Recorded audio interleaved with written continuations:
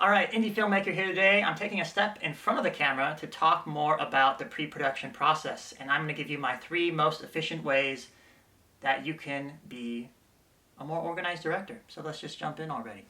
Okay, so the first thing you need to know about filmmaking is visual literacy, which is making sense of the images on screen. People buy a ticket to a movie, they see a movie because they're expected to see something visual. It's the visuals that are elevating the sound, the dialogue. But it's the visual elements that's really going to make you stand out, because it's going to show people that you're going to tell a story in a more interesting way. Let's take a look at blocking a scene. Blocking is when you orchestrate the characters in front of the camera by working out the details of the actor's movements. You can also think of blocking as a choreography of sorts, a dance, where all elements should move in perfect harmony with each other. Blocking conveys how well the director will construct a scene by situating the viewer into the world of the characters. This enables us to engage with them emotionally.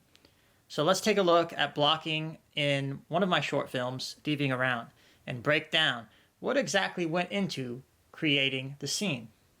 But we're specifically going to focus on the actor's movements. So we have Luke's character here, who's entering in from the bedroom, and the first thing he's going to go toward is the light. So the audience knows there's going to be a light there. Even though it's off, it still makes it what we call as practical, as it belongs in the scene. He's going to grab the watch, and then he's going to move behind the door, and then this is where our second character, Leah, comes through the door.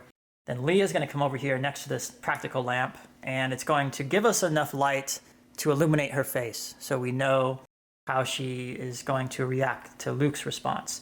And then both of them are going to go into the bedroom here. Practicals here, and then we have the moonlight coming in through the window. And then we have a top light here. So we're able to see Luke's face and Leah's face when they're separated from each other. We're not just explaining the characters, but their space as well. And that's really a large part of what blocking is about. So let's talk about breaking down the story. In this 1-minute scene, the director of photography and I had to determine what the character motivations were, their likes and dislikes, the spatial relations to one another, as well as the setting, the time of day, and the familiarity these characters have in the setting. Oh boy. Watch me work.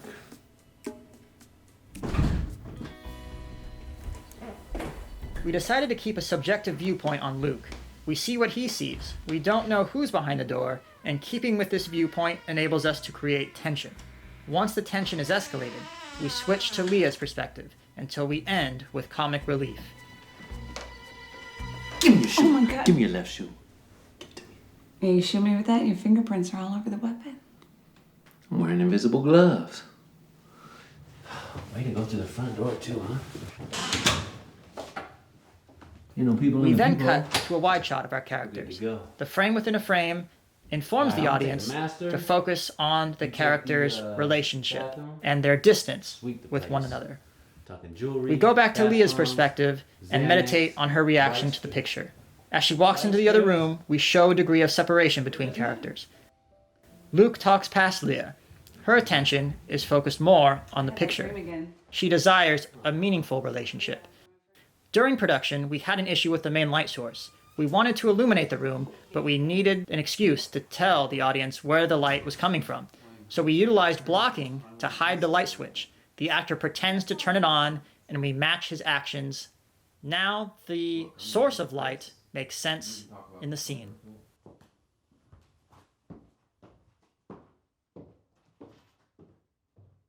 Alright, so that wraps up this video about the elements of pre-production. These are the elements that I'm always thinking about when I'm directing a film. It's just another way of translating the script to the screen. The more you can utilize these elements, the more you can discuss and organize them, the stronger you're going to be as a director. Want to see more videos on directing? Like and subscribe, and below there's a link of a book. Yes, now I'm an author as well as a director, and I'm writing about filmmaking. So please, if you want to learn more, I just gave you a bunch of options there.